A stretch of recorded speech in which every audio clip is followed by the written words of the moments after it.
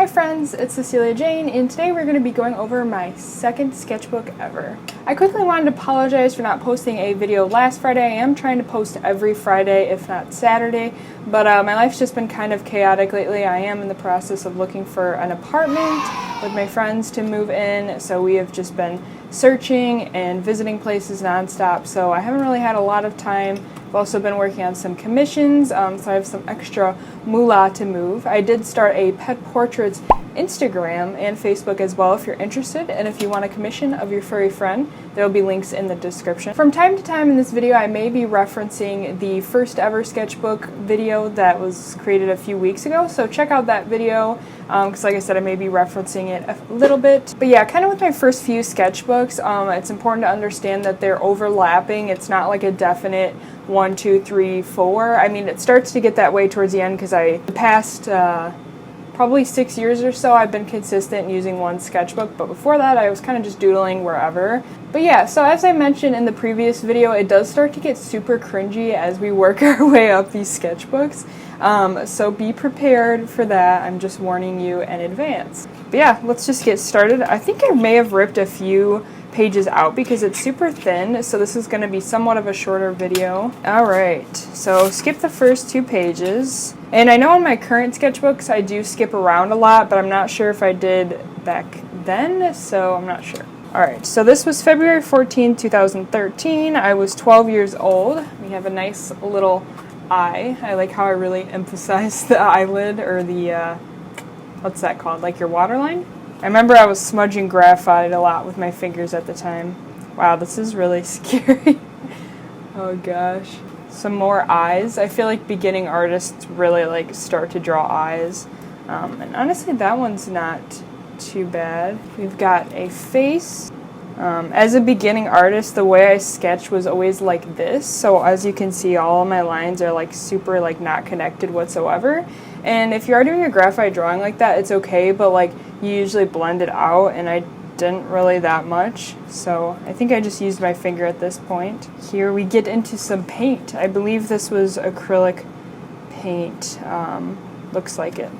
I do want to mention at this time in school and stuff, I was doing like full-blown complete projects, and honestly some of them are like pretty decent. I don't know if I can find any pictures, honestly not wanting to dig for those, but I was doing like full-blown projects at the time, so these are just like really like incomplete doodles. Now I'm better about like sketching more full and complete in my sketchbook, even though it doesn't really matter, but I did so even less back when this sketchbook was kind of created. So I talked about this in the last video as well, but like one of my favorite things to do was take a magazine clipping and try to replicate it, and I got a lot better as I go, but this attempt is a little scary, honestly.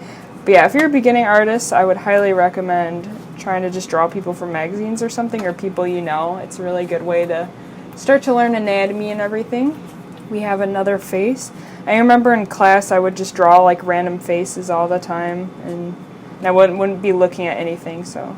This eye is not too terrible, honestly, but the nose. We have another eye with some selective black marker in there.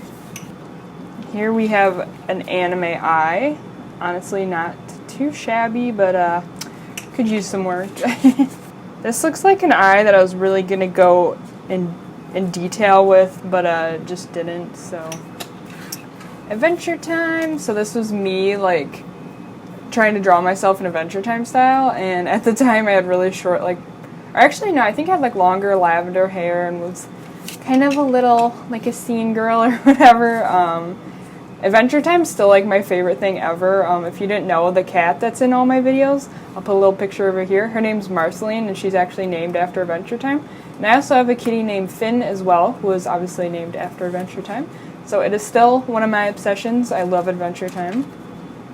Here we have some different facial features. This isn't too shabby. Honestly, I learned this trick a long time ago when I was starting to draw like mouths and stuff. If you kind of like erase the lines in between the teeth, it really helps to make it look not as scary. Real quickly, let me show you guys what I mean. Okay, so there's a quick mouth I just drew, and obviously it has the lines in between all the teeth, but if you just kind of lightly erase those, still leave a little bit of it, It really helps to make it look like less creepy. And a lot of times what people are having problems with in the mouth is really just emphasizing these lines too much. Because like, it looks really scary when you do that. But if you just erase it ever so slightly, it looks a lot better because that line is really pretty faint in most of our mouths. So yeah, a little tip for you guys. So we have The Light Behind Your Eyes by My Chemical Romance. So I'm assuming this was just inspired by it. Probably just another excuse to draw eyes. Yes, I did listen to like all of these kinds of, like I said, scene or emo bands or whatever. This is kind of a little freaky. But drawn some hands, which is good if you're a beginner. I also recommend drawing hands. Tackle that beast right away. We have another face. So this is the kind of faces I'm talking about that I would just like draw in class. And I always drew the iris, I think, like the part where there's color and then the black. I'd always draw it so you could see like the whole entire circle, but in like people's eyes when you just look at them, you usually only see it like that, like you just see a little bit of the iris, like some of it's kind of cut off, you don't see the whole thing. So that's why this looks so like shocked and surprised, is because all of the iris is showing. And then I also outlined my highlights, which usually you do not do. Highlights should just be standalone type of things, but yeah. And I also like never really tackled hair that much just because I didn't really like it and would get frustrated by it. Here we have some more anime eyes. Yeah, more anime eyes. Here we have kind of more of a anime eyes with a actual kind of face, so that's a nice change. I remember my sister got like, well, she still has obviously, like this tattoo of an elephant and it has some designs in it, so I think it was just like playing around with that idea or something. We just have trying to write the alphabet fancy, I guess. Oh, I think I must have gotten like one of those like how to write in different bubble letters type things. So I was just like trying different fonts. This is a tree. Go me for having all the patience to do all these little branches. I feel like I'm such a lazy like sketcher nowadays. I just like so mysterious. Wow, how poetic. I love swans. They're so fun. Here's some more of that cringy stuff, as I mentioned. Yeah, could not draw people from the profile, I suppose. Nice fancy mermaid. Oh boy. Blood. This was some girl off Facebook or Instagram, I believe. I started like drawing people off Instagram. This was some kid off Instagram as well, and that was like my old personal Instagram. Nowadays, I don't have a personal Instagram. I just have my art Instagram, which go give that a follow. But yeah, this was some kid that I probably thought was like adorable or something, so I drew him. And then this is absolutely terrifying, but I think this is some chick I knew. I don't even know. It's a zombie, and it says still waiting. Again, I was very poetic.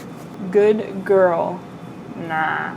Yeah, I don't know what I was thinking here. I really like that that hand. It's really cute. Again, cannot draw people from the profile at this point in my life. I liked how I drew the eye like this when, like, if you're drawing someone from the profile, you kind of draw their eye like that, but I don't think I knew that at this point in time. Cookie Monster, because what little emo kid doesn't draw the Cookie Monster? And yeah, just grand finale with some random eyes again. Oh, more eyes and a very curvaceous little lady. So yeah, hopefully you guys enjoyed that. I know that was kind of short and sweet, but this was kind of a short sketchbook. And I kind of needed a shorter video this week just because, again, I am pretty busy with looking for apartments. But hopefully you guys are enjoying this series. Let me know what you think. Let me know what you guys drew as a kid. Did you guys draw cringy stuff, lots of eyeballs? Let me know down in the comments below. Give this video a thumbs up if you enjoyed it. And please don't forget to subscribe. I am trying to post every week, and I'm pretty good about it except for last week. But yeah, thank you guys so much for watching. Bye. And now, as always, a huge thanks to my lovely Patreons that support me as an artist and get some awesome rewards in return, like stickers and their name at the end of my video. If any of this intrigues you, check out the link in the description.